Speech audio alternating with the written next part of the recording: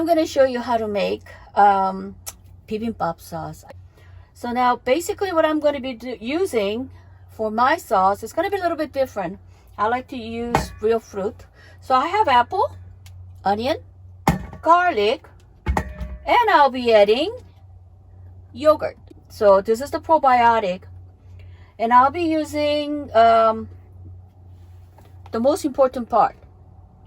You have to buy Korean red pepper paste. So what I'm going to be showing you is you're going to have to chop up all the vegetables.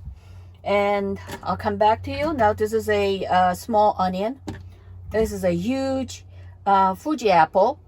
You could use any kind of fruits. When Korean melon was available, I would use that. When persimmons are available, I would use that. Right now, I'm going to be using apple because that's what I have. Mostly on the bibimbap sauce, they don't add all this stuff in it. But I like to add all this inside the bibimbap sauce because it's good for you. So cut the half. I'm just going to use half now. The reason being, you could always add more, but once you add it, it's hard to get it out. I always carry handheld blender. This is the reason why I like to make sauce and I don't have to worry about grinding it up. So I'm just going to use the handheld blender. I have garlic. So I'm going to add the garlic is good for you and it helps you. So I add about 6 in there. There's no right or wrong. Now if you don't want a heavy garlic breath, don't put too much. Now I'm going to be using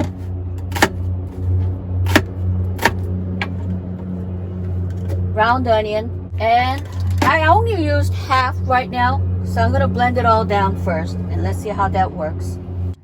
Now I'm going to be adding yogurt probiotic.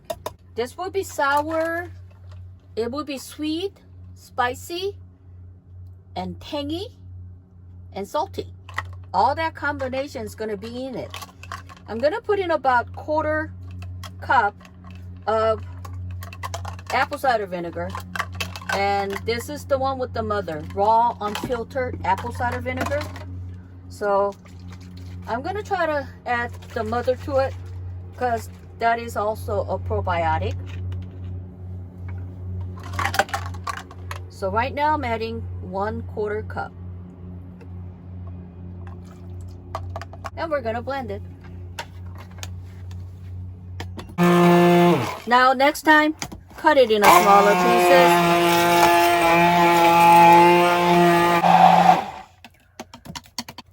Okay. It's grounded now. So, see? It's thick. Now I'm going to be adding the red pepper paste.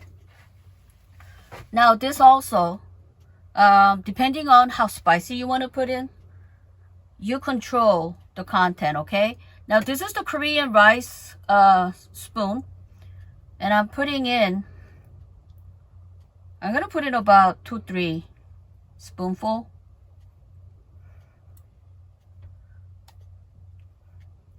So far I added 2.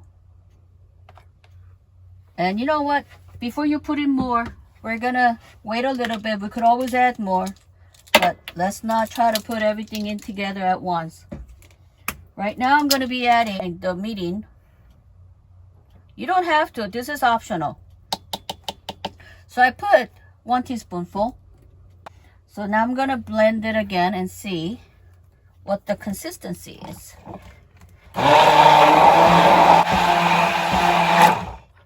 Okay. Now we're going to check on the consistency. It's very important how it's supposed to look like. See, it's runny. And I'm going to taste and see what does it need. So now it's time to add sesame oil. Toasted sesame oil gives it a really great flavor. So I put 1 tablespoon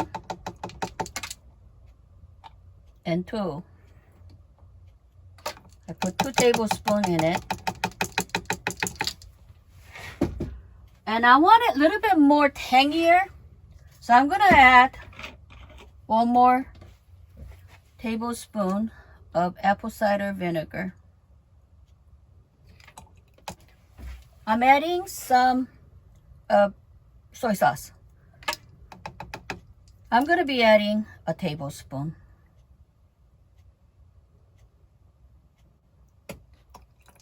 Now the last one, I want to show you the differences, what you can do. There's 3 sweeteners that you can use. Restaurants like to use the cornstarch because what it does is it makes it sweet, but then again it also makes it glossy. So you know how their food looks really delicious? Well, that's because it's because of the gloss. If you don't have to put that in, stay away from it if you can. Honey is a good choice as well. But you know, my other channel, Omma's Kitchen, you know how I make enzymes? For home uses, I would use enzyme to sweeten it.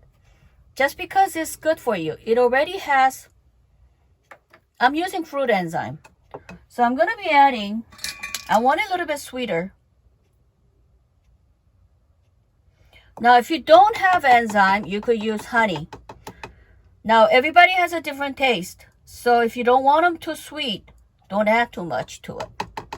I'm putting 2 tablespoons to mine.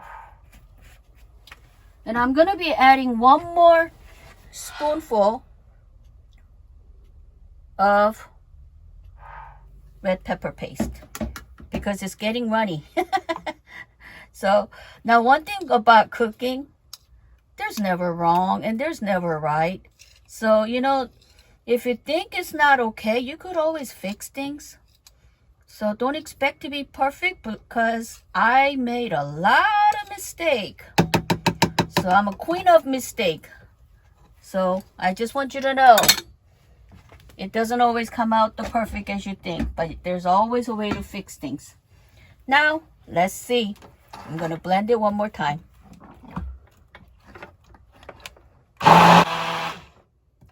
Okay, I like what I'm seeing. I like the consistency. Oh, well, my kitchen's getting messy. And you know where this place is? It's not my home. It's my RV. You know, I do eat like this when we travel. So this is nothing new to us.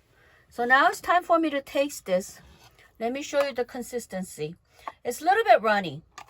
If you think it's too runny, you could always add a little bit more red pepper paste. And that will do fine. So right now it looks a little runny. So let me taste.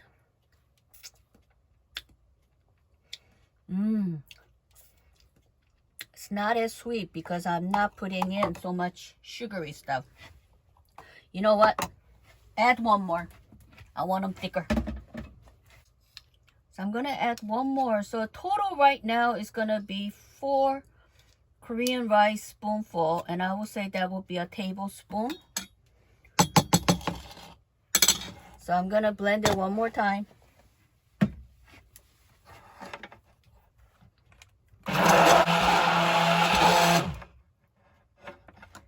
Oh yeah, perfect. Okie dokie. Yeah, it's getting messy. So let me see now. Final touch. Let me show you the consistency. That's pretty good consistency. You can make it thicker, okay? Now with this, guess what this is? You could cook Korean pasta with it. Yep. It's not salty. I don't need too salty. Now, if you guys want to make it more saltier, you could add more red pepper paste or add more soy sauce, okay? That way it gets saltier. The vegetables already have a lot of salt, so I'm avoiding that. So it's ready. Now, I could add a little bit more sesame oil, but you would put that in when you're cooking with it. This just has a basic to it. Now that it's ready, I'm going to be using this, and I'll be putting it in like that. Now, as usual, I made a lot. Sorry about that. But you know what, though? One thing good about this stuff is that it lasts a while, at least a week in refrigerator. And you already have sauce. You could use this as a salad dressing as well, because I made it a little bit runny. But if you make it thicker, You could use it as a vegetable dip. My version of bibimbap sauce is using raw vegetables, using a lot of garlic and fruits. If you could use it, yeah, why not? Why go for sugar right away when you have all these wonderful ingredients to work with? So be creative. Use what you have. Use the one that is good for your health. And you don't have to follow every strict guidelines because food is supposed to be creative. So be creative with your recipe and do what I do. Use your family as a guinea pig and let them be healthy and happy, okay? So anyway, thanks for watching the video. Take care of yourself and see you next time. And if you do like my videos, hey, subscribe and thumbs up would be nice. And take care of your family and yourself. God bless you. Bye.